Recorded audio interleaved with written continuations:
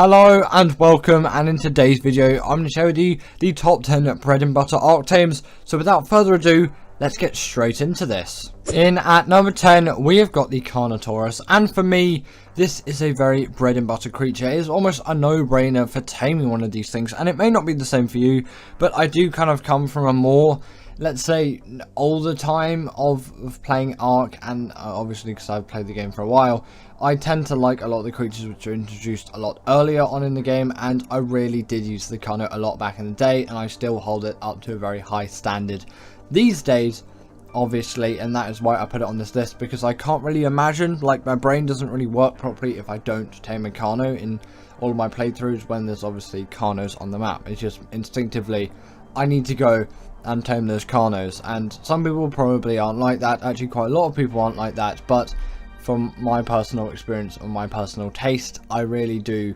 just like, I need one of these creatures, and that may be the same for you. And also, if you did watch Squid's playthrough of Ark stuff back in the day, then you know he used Carnos a lot as well, and that really did build my reputation even more for the Carno, to see that popular YouTubers at the time obviously were using these Carnos for all their stuff, and it just reinforced my use for them. And still to this day I use these things to bits, and now they do also deal the bleed ability, which is, you know, just a really helpful thing to have, and obviously for you to use, because you can deal even more damage, and their mobility is really decent. Their health is pretty good as well, same as their stamina. It's not like maybe the best in the world, but it will definitely get you by.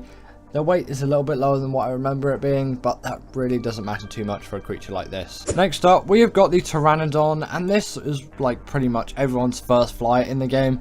It makes sense to put this thing here, as it's just, it kind of forms quite an essential part of a lot of people's Ark playing, and you know, for that it definitely does deserve to be on the list. For those reasons, it is an extremely useful creature because its shadow is unlocked so early on, and you get yourself a pretty fast, efficient, speedy flyer, capable of doing some raids in the early game as well with that spin attack.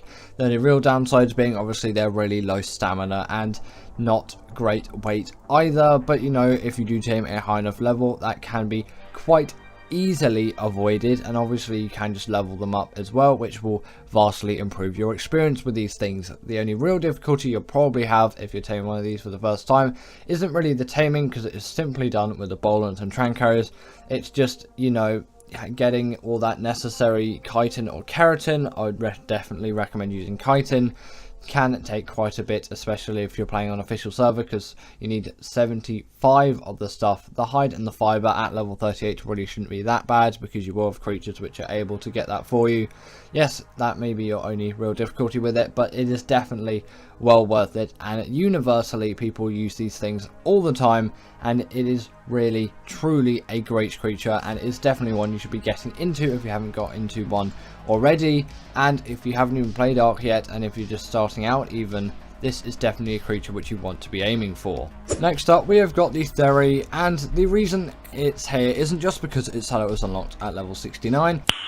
Nice. It is because this thing is such a great berry gatherer of all kinds of resources, including things like fiber, berry, wood, thatch, hide and meat, keratin, chitin. Those resources you can gather just the lot with this creature. Also, its saddle is unlocked relatively early, considering the use you can get out of this creature. Obviously level 69, nice, is still quite late on into the game. It still is pretty early compared to some other options which would give you the same level, which actually, in all fairness, there pretty much isn't any. Like, obviously you have the moss shots for doing loads of fiber gathering, but it can't compare to the amount you can gather with this thing. It's got its little tickle fingers. It can really get in there and do all of what it needs to do. But also, this thing is a very good contender, and it should be a great contender on your list for doing the dragon boss fight, as it is particularly harsh to carnivores, and obviously this isn't a carnivore, so you can avoid all of that, and the Theory deals a ton of damage. You can probably tell considering how large the claws on this thing actually are, and your only real downside to doing it this way instead of using traditional carnivores is that sweet vegetable cake, which you'll need to heal them quickly and efficiently, can be quite a strain to actually get because they're quite expensive compared to just normal meat, which is very easy to gather, but if you have a deodon, you should be alright. Next up, we have got the thyler in at the number 7 spot, and this creature is so universally used across the island for its amazing travel and damage capabilities. It spawns in the redwoods on pretty much any map, but it definitely does spawn quite a lot in the redwoods biome on the island, so it is definitely a very good choice for beginner Ark players and Ark players which are just playing on their first map, and also people that are new to ASA as well, as the island is the first map you'll get and is the most accessible one to all Ark players out there. So it really is a no-brainer to get one of these things, and I know the redwoods can be quite a difficult terrain to traverse, especially in the early stages, but if you take your precautions seriously and you look around your environment while getting through, and you do bring some sort of suitable protection in case of an emergency happening and you being in quite a grave state of danger, then you should be really fine. The tranking of this thing is easy as long as you have it trapped, and then you have yourself an extremely great carnivore capable of dealing tons of damage and the bleed ability on top of that as well. They can also scale any kind of wall or vertical surface like you've been seeing throughout this B-roll, and the sad thing is with ASA's terrain, they do get a little bit stuck in a lot of places, but pretty much every creature does, so you know, I wouldn't worry too much, but it just can be a little bit of a hindrance if you are playing in ASA, so maybe don't go up some of those steeper mountains with this thing, or if you do, then be aware that you might get stuck in some places. Also, you can see that bleed ability here being dealt onto a Kentro, which obviously they do deal damage back, but still you're going to be dealing tons of damage into that thing, and very quickly this thing is completely decimated. That's why the bleed ability is so good, because it works on a percentage based scale instead of just a raw damage scale. So yes, the thyler is definitely a big contender, and you should be taming one if you have the map to tame one, which everyone kind of does. It's on the island and you're at the right level to actually do so. Next up, we have got the Desmodus, and this creature's sanguine elixir makes it really a no-brainer bread and butter creature for me. I will just go onto Fielder, get myself one of these Desmoduses, and then just transfer it onto the island or whatever other map I might be playing on. In the moment, I'm playing a lot of Gen 1 because I finished off Extinction and I'm going to Gen 1. I've done all these before, but I'm just replaying through them because I feel like it. Again, not really playing too much ASA, although I have got an FSR3 mod running on that, so it does run at quite a nice 60 now, but still, I'm just kind of waiting for some other maps to come out, and I probably will play the center when that thing releases, but I'm trying to get Gen 1 done first. Either way, Desmodus makes Sanguine Elixir, is a blood bag farm, has the gliding ability, meaning it's a really fast, speedy fly, can go invisible in the night as well. Couldn't show that because I was in the wasteland biome. Bit of a numpty there. It can also grapple onto any kind of wall or ceiling like the Tapijara can. Just make sure not to dismount when you do this, because I know someone out there has accidentally done that, and I've done that as well. Just always remember to do the jump button and not the dismount button, because you know you're always going to get issues with things like that. In at number 5, we have got the Rex, and this creature is here just because it is one of those bread and butter essential tames. They spawn on the island and most maps. They also do have an X variant on Gen 1, which provides even better performance out of this creature. They are very big, hunking beasts, but despite that, they are ridiculously easy to tame, especially on ASA with that new baby mechanic. Otherwise, they're just a very simple knockout tame. Just get maybe a 2x2 or a 3x3 stone trap with some ramps on, walk it into it, and then simply knock it out and feed it your preferred taming food. Probably either prime meat, mutton, or the kibble required to do the Rex. Can't remember the kibble system, honestly, because I really use none of it, and some people might be a little bit triggered by that in the comments, but really I can't be all faffed with kibble, and I will just use things like mutton instead. I don't really care too much about the 100% effectiveness or all of the faster taming. I can wait, it's fine. I do have some buffed rates anyway, so I'm not going to be waiting absolutely ages for any sort of tame.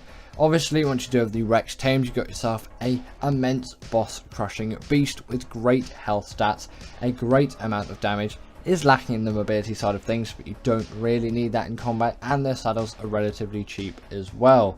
and very easy to get on ASA as they're in drops all over the place, and you can very easily get these things even like before you even get a pteranodon, because if you get like something like a Broto to kill off the parent Rex, then you can simply just press E on that baby Rex and boom, you've got yourself a Rex. And as long as you're not playing on official, that thing will raise up pretty quick and nicely. Next up, we have got the Donicus, and this creature is here because it can do so much. It deals bleed damage to bosses, it travels at an insanely ripping speed, and it can do all kinds of cool parkour maneuvers. And I really do have to thank this tame for being in the game, as the amount of progress I've made with this creature throughout my Ark playing is insane, and I can't really imagine a world of Ark without this creature. Quite a lot of people are like that with the Shadowmane as well, but I find I'm not too miffed with that creature. I go occasionally through some phases of liking that creature. I still definitely do like that creature, don't get me wrong, but I find the taming of it just a whole lot of laborious nonsense, which I really don't want to get involved with. But once I do have them, I really do enjoy them and use them a lot. Just the Donicus is a much easier tame, and for me just a better creature. Although maybe it doesn't quite have the mobility of the Shadowmane, especially underwater. This thing doesn't take full damage, it has the pack buff like the Shadowmane, and it deals bleed damage to bosses, which the Shadowmane does not do. And as far as I'm concerned, no other Ark creature actually does this. So it gives it a huge edge, and obviously their attack speed is ridiculously fast as well. So they can really ravage bosses to shreds. And like I was saying before, they can parkour up any kind of wall or vertical surface. They really don't struggle with this whatsoever. It does take a little bit of learning because it's a less elegant solution than something like the Thyler, where it just walks up, the same as the Rock Drake, they do that. But you know, after you've just spent a little bit of getting used to, at least that's what it was like for me, this really is just a perfect creature, and I would definitely recommend you get one of these things. In at number 3, we have got the Bloodstalker, and for me, this is my go-to ocean creature, no questions asked. And exploring the ocean, doing underwater caves and all that stuff is quite a big part of my Ark playing,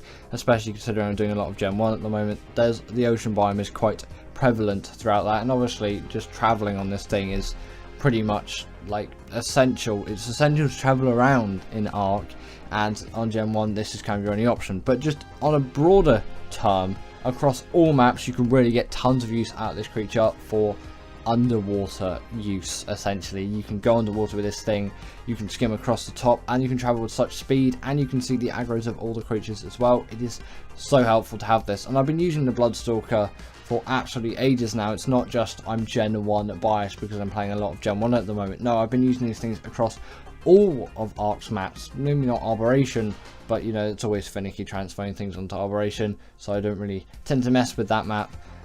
But still, across loads of maps, it really is a hugely successful creature, and on Gen 1 and Gen 2 you can get so much more out of it as well in terms of gathering hexagons as well. Those maps are slightly more designed around this creature as well, but still, with that underwater travel, any underwater scenario really does suit this creature, especially caving are found, as you can quickly get into there and get out with no problems whatsoever, because you can really just travel at a rapid pace, and you're so small, nothing really is going to hit you. So it is a no-brainer for me to get myself a Bloodstalker, and that is why it has made it all the way up into the number 3 spot of this list. Now, this is what my classical side will show, with the number 2 spot being the Barionics, because I just essentially need this thing to do caves. I won't really use any other creature. I've used creatures like the Shadowmane and the Donicus and things like that, but I always come back to this creature.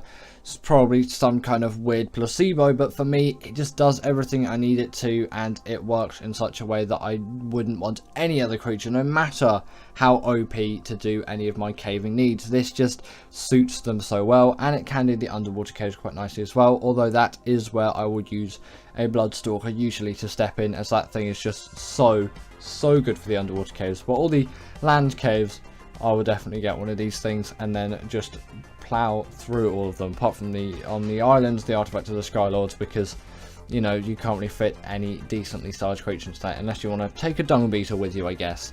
But obviously they still can be extremely useful in the underwater caves as well. I did used to use them a lot. That spin attack does come in real handy. Just, you know, the Bloodstalker's overtaken it in that aspect for me. And people nowadays will be using creatures like the Shadow Mane to do that, and that is definitely a very viable creature. But for me, the bread and butter, the basic one that everyone really should have is the Barionics, and that is why it is in at the number 2 spot. And in at number 1, we have got the RG, and this is just the most bread and butter tame out there for me. It is the basic, it is the essential Argentavis. I cannot imagine an Ark playthrough or an Ark world without this creature being in it, which is why I always chuck it in the number 1 spot for any of these lists. Firstly, it spawns on the island, therefore it is an extremely accessible tame for all players out there. It is a very easy tame, which can just be tamed with 2 wooden foundations, 2 wooden ceilings, then that would make, do the maths on that thing, 8, 10 wooden door frames, just some train carriers and a bow, and obviously there's sewing materials to make the saddle, and boom, you have yourself a perfectly tamed RG. You don't even need the trap, it just makes it significantly easier, and also having a pteranodon at your disposal as well will make it easier because it's easier to aggro it over. But depending on your setting, it may already be on the ground, and it's a very easy grab. And once you've got that, once paired with something like an Anki and a Dodic, you can farm tons of metal with it, especially considering its weight reduction on things like metal, crystal and obsidian. Its saddle also acts as a portable smithy, so if you're out anywhere and any of your metal tools or armor breaks, you can always quickly repair it on the RD, as long as you do have some spare metal ingots in its inventory, which won't really be a worry as its weight is tremendously high, and also its stamina is decent enough to go over long distances. Also, if you kill any creatures, eat their dead bodies, you can have a nice neat little regen buff, and you can carry an extra small creature in its mouth. Just do with those abilities as you please, I guess. In at number 10 is the Challic Atherum, and this creature really does get a bad rep, and its tame method is definitely an interesting one, you having to feed this thing beer. But all of that aside, this is actually a really great creature for dealing melee damage, as it is a pretty powerful creature, and its knockback on some of the smaller creatures which you'll find on Ark is absolutely insane. And that knockback is still a very useful ability to have for any creature, and obviously it can throw its rocks around as well.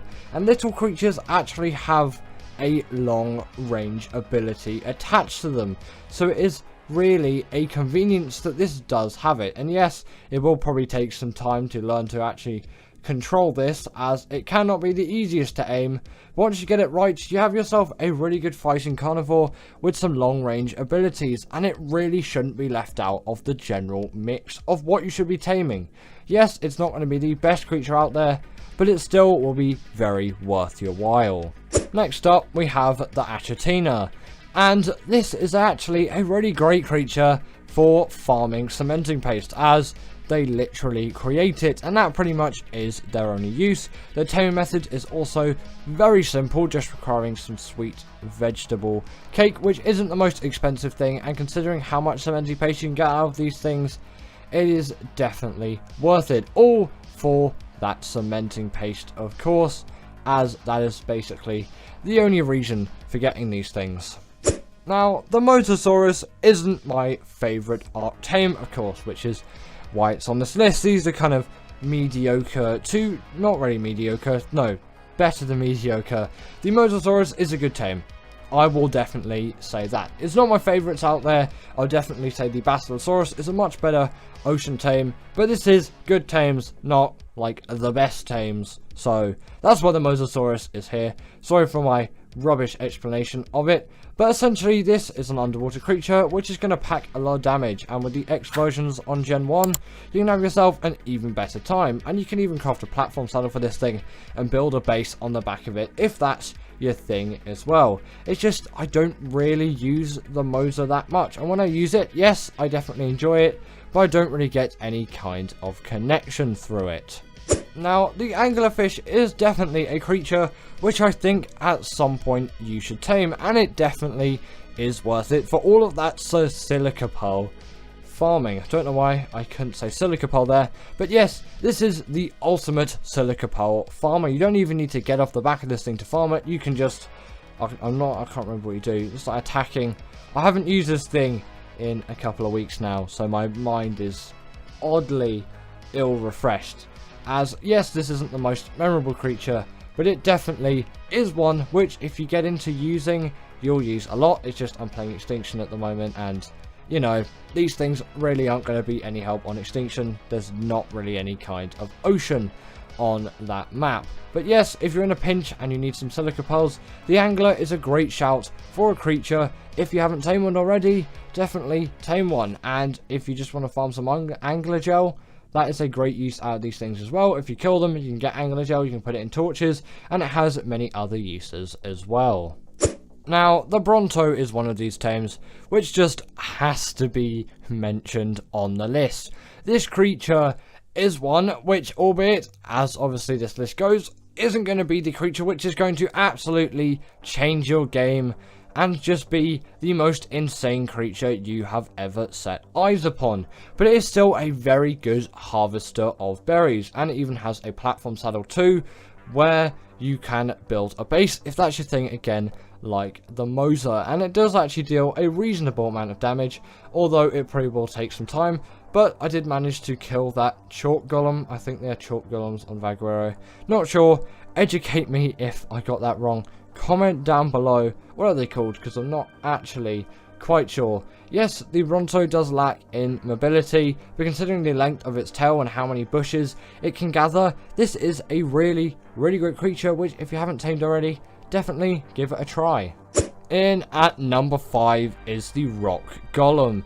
And this thing is a really great tame, I will admit, but not one which I am absolutely crazy about. And its taming method is a one of huge annoyance, which somewhat does actually deter me from taming this creature, as I really don't want to get out the cannons and a parasaur, because that's the method that I use, or even a rocket launcher and do it that way, as that method is particularly risky. But once I do have one, I do find that I do use it quite a lot for killing deathworms on scorched earth, and is obviously really, really great at doing that. But still, overall, I don't have the greatest fun when using this creature, as it isn't the most mobile out there. I do prefer a more quick and snappy creature over something like this, but I could definitely see if I was more of a PvP player, I'd be loving this thing and I'd be taming it a heck of a lot more.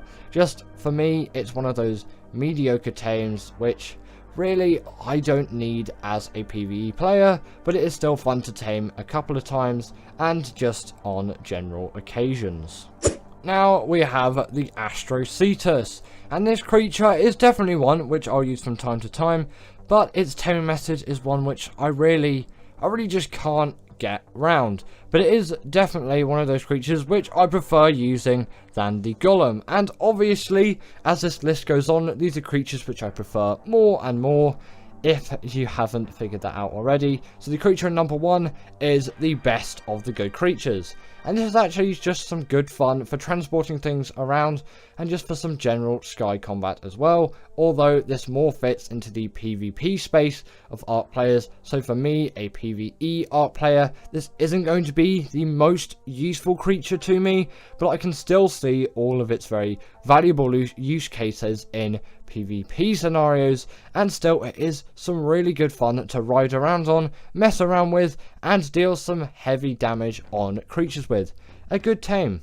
Now, I'm not really an Astrodelphus lover. I don't absolutely crave this creature, but I'll definitely admit it is a good one, and in my opinion, better than the Astroetus, at least for my use case, as having a fast travel creature is definitely a really good thing to have. It's just I vastly prefer the Tropiognathes if I'm going to use a creature like this which can travel around the map with great speeds, or I will use the Maywing and I will alternate between those two creatures. And I don't really use this thing as its saddle level is too high, and I usually don't really get to that level, although I have on Gen 2. It just is a little bit too much effort for me to actually get one of these things, and the taming method is albeit quite simple, and I do have a guide on it, although not the best as in my YouTube past, which I don't look too fondly upon, but you know, it's still there if you did want to check it out.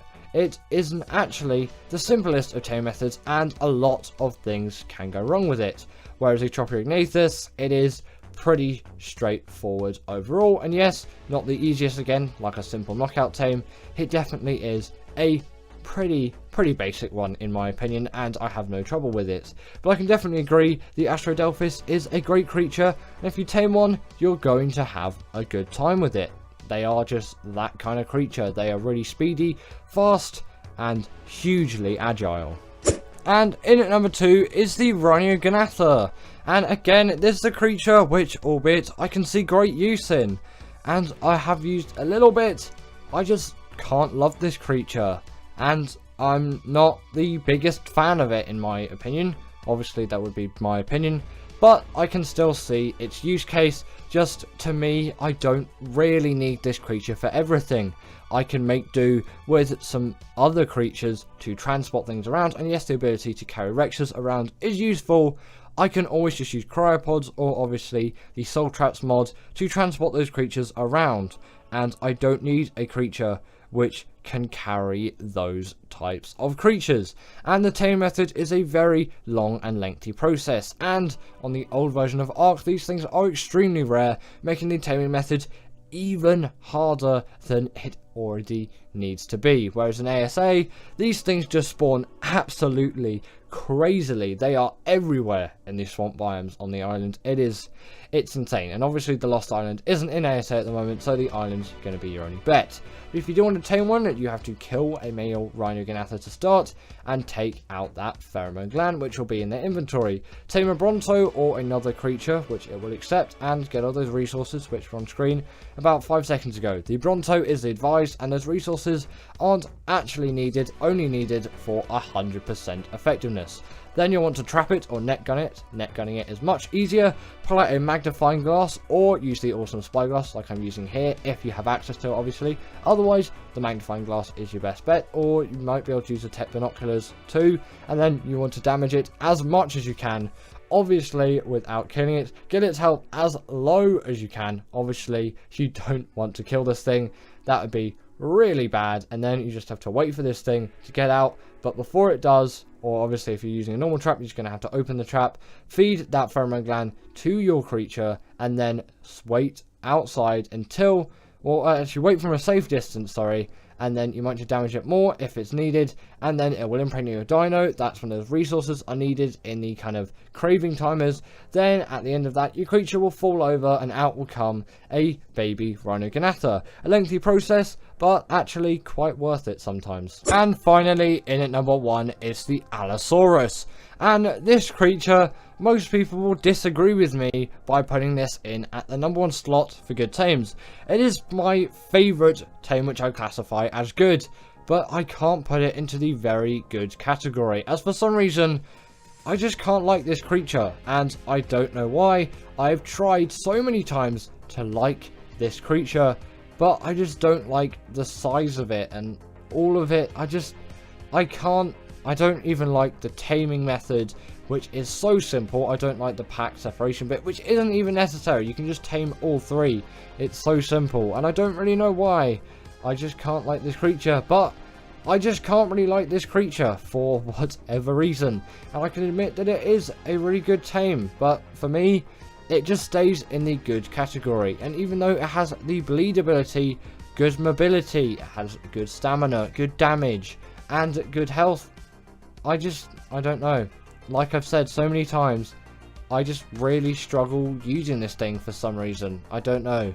I guess I'm just allo incapable or something. But I'll always go with a Carno, and then if I want to go big scale, I'll go with a UT, and I won't go with this creature. I don't know why. I'll go with the UT, and I'll just skip the allo entirely, and maybe I'll go for a Rex, although I probably won't travel around with that thing as it's not great, and then maybe I'll use the Megalosaurus or the Barionics, some much better carnivores in my opinion than the allo.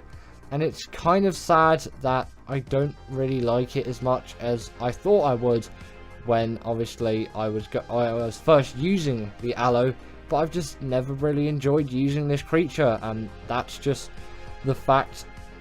of that, and creatures like the Donicus, the Shadowmane, the Barionics, the Megalosaurus, the Rex, the Yeti, the Carno are all creatures which I vastly prefer from the Allo, and that is probably just the way that it's always going to be. So thank you to my wonderful patrons Ekaterina Puchkova, Karina Thorne, Dominic Masijewski, and Ethan Tapia, who have all supported me through Patreon or through YouTube memberships. If you want to join this list, then go join Patreon or YouTube members, but thanks to all of these guys.